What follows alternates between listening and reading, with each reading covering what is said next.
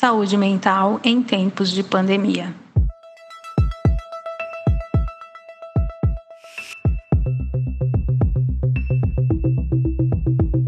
Sejam todas e todos muito bem-vindos ao nosso primeiro episódio da série Momento Saúde SESC com você. Eu sou Aldejane Dias, educadora em saúde do SESC Poconé, e estou aqui para conversarmos um pouco sobre como a pandemia do novo coronavírus tem afetado nossa saúde mental. Lembranças e vontades, simples atos como abraçar, ter contato familiar, praticar um esporte coletivo, confraternizar com os amigos, viajar a destinos desconhecidos, muitos são os desejos compartilhados pelas pessoas, principalmente nas redes sociais, diante da quarentena provocada pelo Covid-19. Essa falta de liberdade em razão do isolamento social tem afetado a saúde mental da população, gerando ansiedade e depressão. Uma pesquisa da Associação Brasileira de Psiquiatria apontou que 89,2% dos profissionais da área perceberam um agravamento de quadros psiquiátricos nos pacientes por conta da pandemia. Já a Organização Pan-Americana da Saúde, OPAS, fez um alerta sobre a epidemia silenciosa causada por problemas relacionados à saúde mental em tempos de pandemia. Brasil, Estados Unidos e México seriam os países mais impactados. Não distante, percebemos os impactos da pandemia também em nossa cidade. O SESC Poconé, através da atividade Educação em Saúde, pelo projeto Saudavelmente, projeto de promoção à saúde mental, realiza esse podcast para informar e orientar as pessoas sobre a importância do autocuidado, o fortalecimento dos vínculos e o acolhimento, tão importante neste momento de pandemia que estamos vivendo.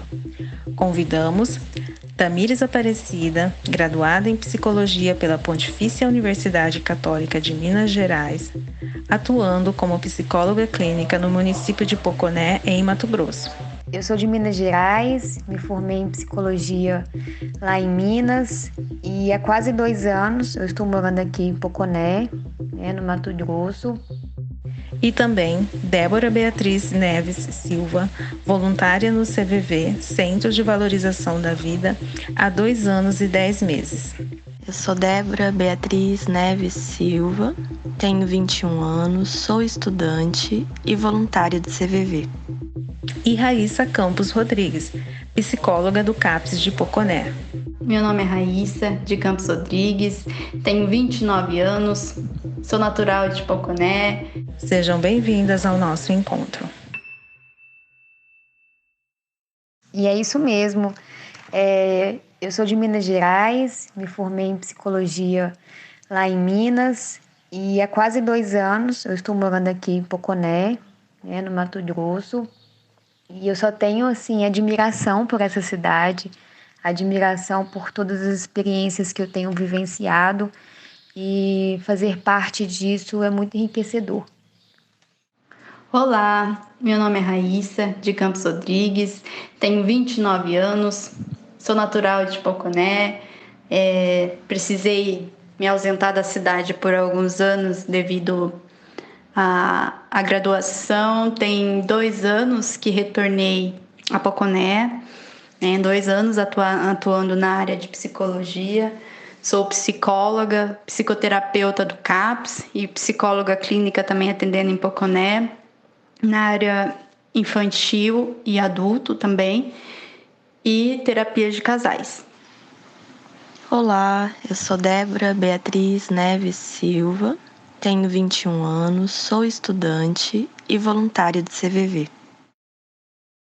Tamires, você poderia falar para a gente, diante desse novo cenário mundial, quais são os impactos desse isolamento social, da pandemia do Covid-19 na vida das pessoas?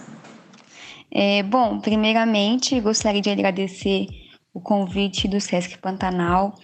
É uma grande oportunidade para abordar o tema do suicídio, que é tão pertinente, e necessário. E respondendo a sua pergunta, os impactos foram diversos. O Covid-19 e a medida de isolamento social né? Eles vêm produzindo repercussões não apenas de ordem física, mas também psicológica, né? Além dos impactos sociais, econômicos, políticos, né? Culturais e históricos. Então, é uma situação em que as pessoas se encontram em um estado de vulnerabilidade, né? Existe o temor pelo risco de adoecimento e de morte, o aumento de número de pessoas que necessitam de serviços de saúde mental ou apoio psicossocial foi agravado pela interrupção dos serviços, mas que agora estão retornando com os devidos cuidados. Então, pode-se considerar que são inúmeros e que todas as faixas etárias foram impactadas de alguma forma, né? Seja criança, adulto ou idoso. Lidar com a incerteza e a interrupção de uma rotina não é uma tarefa fácil, podendo fazer surgir aí sentimentos ligados à angústia, né, à raiva, o medo e também a ansiedade. A campanha Setembro Amarelo esse ano teve um destaque significativo devido à pandemia. Qual a importância de falarmos sobre a prevenção ao suicídio? É de grande importância falarmos sobre o suicídio, porque a primeira medida de prevenção é a educação, é a orientação, né, é falar sobre o assunto. E o Setembro Amarelo, ele surge com o objetivo de dar visibilidade a esse tema. Portanto, né, existe a campanha de prevenção ao suicídio, mas é um tema que merece ser abordado durante todo o ano. Quais são os mitos e verdades sobre o suicídio? Ótima pergunta. Existem sim alguns mitos sobre o suicídio, tal como dizer que pessoas que falam sobre o suicídio só querem chamar a atenção. E não é assim. Elas estão comunicando que algo não vai bem, né? Que existe um sofrimento intenso. Por isso que não pode ser interpretado como uma simples ameaça, né? Ou chantagem emocional. Temos também o mito de que falar sobre o suicídio pode encorajar o ato. E é pelo contrário, né? Conversar abertamente pode fazer com que a pessoa sinta-se acolhida, né? E tenha oportunidade de obter ajuda. Outro mito muito recorrente é de que somente pessoas com transtornos mentais tentam o suicídio. E é como eu disse anteriormente, quando uma pessoa pensa no suicídio, é provável que há um sofrimento intenso, né? Algo está insuportável, onde ela não consegue ver outras possibilidades. Então, as pessoas que são acometidas por transtornos mentais ou não, podem sim pensar no suicídio como uma possibilidade. E por fim, a pessoa que tem a intenção de tirar a própria vida não avisa. Sim, ela avisa. Aos poucos, ela vai dando sinais, né? De forma sutil, vai nos mostrando que algo realmente não está bem. Existem sinais que as pessoas em sofrimento emocional costumam transmitir e que devem ser observados? Sim, existem sinais. E antes mesmo de pensarmos em comportamentos individuais, é importante pensar qual o contexto em que essa pessoa vive, né? De pensar como a relação dela com as pessoas próximas, como é o ambiente de trabalho, como é o ambiente escolar, porque existem fatores que não podem ser considerados determinantes, mas que colocam a pessoa em uma situação de vulnerabilidade, como, por exemplo, discriminação por orientação sexual e identidade de gênero, agressões psicológicas, agressões físicas, bullying, né, o sofrimento no trabalho, crises políticas e econômicas, ou seja, da relação dela com o mundo. E pensando em comportamentos individuais, é importante deixar claro que não é um protocolo ou uma receita em que será seguida por todos que estão passando por algum sofrimento, mas são comportamentos comuns de serem observados, que são quando uma pessoa começa a se isolar da família, dos amigos e de grupos sociais, né, de querer ficar só no quarto, ainda mais se a pessoa tinha uma vida social ativa. O tipo de publicação nas redes sociais, Queixas recorrentes de sintomas como desconforto, falta de prazer ou angústia. E também as frases de alerta, como por exemplo, vou deixar vocês em paz, eu queria dormir para nunca mais acordar, se eu morrer vai ficar mais fácil para as pessoas, vai ser um peso a menos.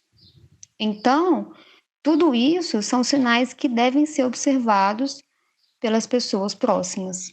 Uma vez observados sinais de que algo não vai bem, como iniciar uma conversa ou oferecer ajuda? A princípio, iniciar uma conversa de maneira afetuosa, sem cobranças, sem dizer frases do tipo, por que você está com essa cara? Ou por que você está assim? Respeitar o tempo do outro. Talvez a abertura para o diálogo ele só venha depois de várias tentativas. Então requer paciência. Procurar ouvir mais do que falar. Evitar comparações ou dar lição de moral.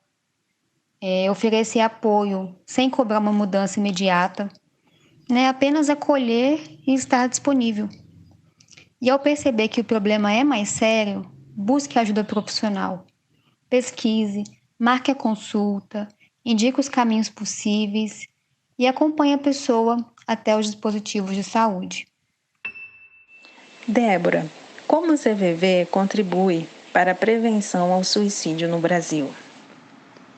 Em relação à prevenção do suicídio, a maior contribuição do CVV é oferecer o apoio emocional. E o apoio emocional, ele alivia sentimentos que contribuem, emoções que contribuem para o pensamento do suicídio. Então, a tristeza, a solidão, a angústia, o sentimento de não ser compreendido. Nós, voluntários do CVV, buscamos sempre oferecer um ambiente onde a pessoa possa ser ela mesma, sem julgamentos ou qualquer tipo de condenação. Esse apoio emocional é apenas para quem está pensando em suicídio? Não apenas quem está pensando em suicídio. Qualquer pessoa pode ligar no CVV, estiver se sentindo sozinho, triste, angustiado, ou mesmo que queira conversar, compartilhar alguma coisa, ter uma comunicação com empatia, com acolhimento. Há quanto tempo você é voluntária no CVV e como é a sua experiência nesse trabalho? Eu tenho mais ou menos 2 anos e 10 meses de voluntariado no CVV. E, pessoalmente, a minha experiência é de autoconhecimento, autoaperfeiçoamento, tanto como pessoa, mas como atendente, como voluntária também. É muito rico escutar pessoas de todo o Brasil a falar sobre suas histórias, sobre suas emoções. É muito valioso para mim isso. Quem pode ser voluntário do CVV? É preciso passar por alguma preparação? Para ser voluntário do CVV, precisa ter mais de 18 anos, ter disponibilidade interna, disponibilidade também para trabalhar de no mínimo 4 horas semanais e ser devidamente capacitado no curso que nós oferecemos gratuitamente. Inclusive, quem tiver o interesse, sentir que gostaria de fazer parte desse voluntariado, pode se inscrever no nosso site cvv.org.com.br. Caso uma pessoa esteja passando por algum sofrimento emocional, como ela pode buscar ajuda do CVV? Quem quer que esteja passando por algum tipo de sofrimento emocional, pode entrar em contato, nosso principal meio de comunicação, telefone 188, mas também temos o site cvv.org.com.br, que existem outras opções, como chat, se a pessoa quiser entrar em contato pelo e-mail, e até mesmo por carta. No site você pode encontrar todos os endereços para o meio que te faz mais confortável, qualquer meio que você queira se comunicar. Durante a pandemia do novo coronavírus, aumentaram os números de ligações? E quais as inquietações que mais acometem as pessoas neste momento da pandemia? Nesse período de pandemia, as ligações e atendimentos feitos pelo CVV se manteram estáveis. mas houve sim um aumento da temática sobre a pandemia. Então, emoções como incerteza, insegurança, ansiedade, medo, foram emoções bem frequentes mesmo no CVV. E também falando sobre isolamento social, perdas, uso de máscara, foi abordado. Raíssa, poderia nos dizer como funciona o atendimento psicológico na rede pública do município? Qual o trâmite para conseguir o atendimento? Então, no setor público, temos psicólogos abrangendo todo tipo de demanda, né? Quando eu digo isso, eu quero dizer que são para crianças, né? Infantil, adultos, para patologias mais graves, até mesmo para tratar coisas do ambiente familiar, em questão em geral. E o que o paciente precisa mesmo é somente se aceitar, né? Aceitar que está precisando e ir atrás de algum setor público. Quando eu digo isso, é porque assim, quando você vai no PSF e você apresenta algum sintoma relacionado ao seu emocional, você já é encaminhado para um psicólogo. Quando é infantil, ele já te encaminha para o psicólogo infantil, né? Quando é adulto, geralmente também eles vão te encaminhar para o psicólogo adulto. Quando é questão familiar, eles vão ser encaminhados para o NASF e tudo mais. E também no CAPS, como ele é portas abertas, qualquer pessoa pode chegar no CAPS sem encaminhamento e solicitar uma avaliação, né? Independente do que a pessoa esteja passando, né? Chega no CAPS e fala, olha, eu estou precisando de uma avaliação, né, da sua equipe, porque não precisa nem ter um porquê, fala porque eu estou precisando mesmo. E lá a pessoa vai agendar para você e tudo mais. Se a demanda não for nossa, como eu disse, o CAPS ela trabalha com o quê? Com patologias mais graves, né? Com doenças mais graves. Mesmo sendo doenças mais graves, a gente recebe essas pessoas que, por exemplo, crianças, né? Chegam lá, a mãe solicitando, eu queria saber como é que é psicólogo infantil e tudo mais. Encaminhamos também. Quando vem pra gente problemas familiares, encaminhamos também. Em qualquer outro setor que vocês forem também, se vocês forem no infantil e for para adulto, eles também encaminham pra gente. Qualquer setor da área pública, né, da saúde. Você pode estar sendo orientado a procurar o psicólogo. Então, o Poconé tem essa facilidade hoje em dia. Tem grandes profissionais aqui em Poconé trabalhando e tem dado um bom resultado. Como tem sido realizado o atendimento durante a pandemia? Os atendimentos durante a pandemia não entraram em recesso, né? Até porque somos unidades básicas e continuamos atendendo. As coisas mudaram para todos, né? Alguns setores estavam atendendo por telefone, que são aqueles pacientes que foram afetados pela pandemia, né? Os que contraíram o vírus, antes mesmo de serem curados, eles recebiam atendimento através de telefonemas, né? Frequentemente, e após isso era presencial. De que maneira? O CAPS ele trabalha com sistema de terapias em grupos, né? Terapias ocupacionais e tudo mais, só que nesse período a gente ficou somente atendimento individual, né? No período em que precisou, não podia aglomeração e tudo mais, só que nós não fechamos a porta, continuamos aberto, atendendo todo o público, mas tomando todas aquelas medidas que eram necessárias, né? Gel na entrada, álcool em gel na saída e tudo mais, né? Usando máscara até hoje. Todos esses cuidados a gente anda tendo, né? Para que não necessite parar esse trabalho. Até porque foi um trabalho que depois que a gente viu, que eu vou falar um pouquinho mais para frente, depois que a gente viu que o Poconé precisava muito disso, a gente conseguiu estabilizar isso e era uma coisa que a gente não pensava em parar de atender, né? De qualquer maneira, a gente se virou aí para continuar atendendo a população e continuamos com o mesmo público. Teve algum aumento pela procura dos serviços? E qual a faixa etária das pessoas que mais procuram pelo serviço de psicologia? Sim, teve aumento da procura, devido a uma campanha que a gente fez no ano passado, né?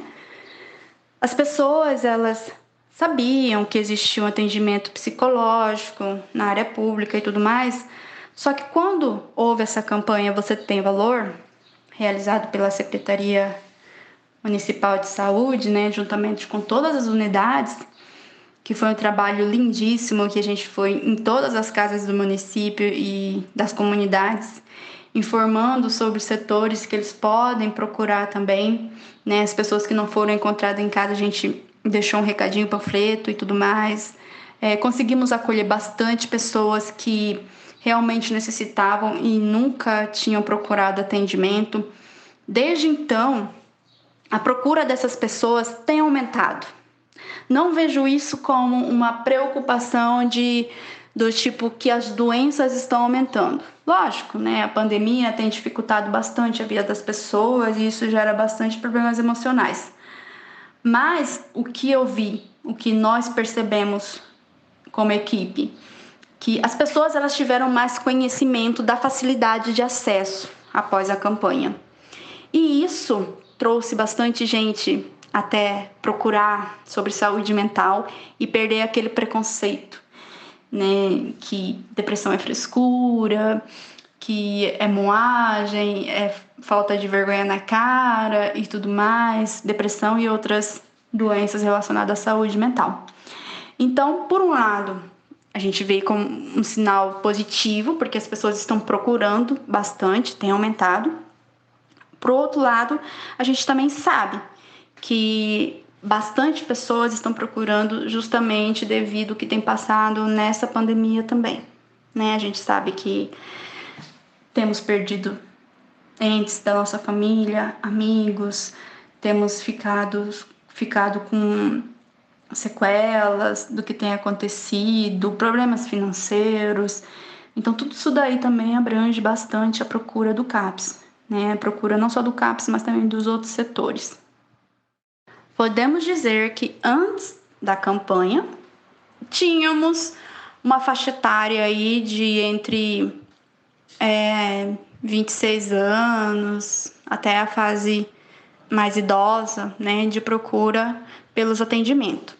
Depois da campanha, logo após a campanha, tivemos bastante também procura de jovens, né, entre 16 a 26 anos, bastante mesmo, tem aumentado cada vez mais. Acredito que por perder o medo e a vergonha de estar procurando um serviço da saúde na área mental. Porém, são todas as faixas etárias, né? As crianças também hoje em dia andam precisando bastante dos atendimentos, né? Também procuram bastante, então não temos uma faixa etária. Consideramos que toda a família anda procurando o atendimento público psicológico. Como ficam os laços familiares nesse momento em que temos um aumento do convívio familiar? Agora, com essa pandemia, percebemos o quê? Tínhamos pessoas dentro de casa que possivelmente a gente não conhecia totalmente, né? Com a pandemia, com a quarentena, levando a gente para dentro de casa e forçando a gente a ficar lá, temos pessoas que estão aprendendo a conhecer os pais aprendendo a conhecer os filhos, e nós aprendemos a conhecer diversas pessoas que a gente jurava que conhecia, mas na verdade, emocionalmente, são pessoas totalmente diferentes. Temos pessoas muito mais emotivas dentro de casa, temos laços familiares que se estremeceram um pouquinho devido a conflitos de até mesmo de se conhecer um pouquinho mais, mas que hoje em dia percebo eu que estão muito mais afetuosos após os números, né, alarmantes de perdas de familiares que a gente teve aí. Perdemos muitas pessoas para o Covid-19 e devido a isso conseguimos enxergar que o susto, durante o susto, era uma confusão danada, né? Ainda tá um pouquinho uma confusão, mas era muito mais ansiedade, preocupação, um desespero, né? De ficar em casa, de ficar muito tempo com os familiares. Só que agora a gente percebe que eles estão mais unidos, conseguem compreender mais um ao outro, foram forçados a ter essa aproximação. Isso é uma coisa boa, um ponto positivo, né, em vista de tantas coisas ruins que têm acontecido. Este foi o podcast Cuidados com a Saúde Mental em Tempos de Pandemia. Obrigada por nos acompanhar e até o próximo episódio.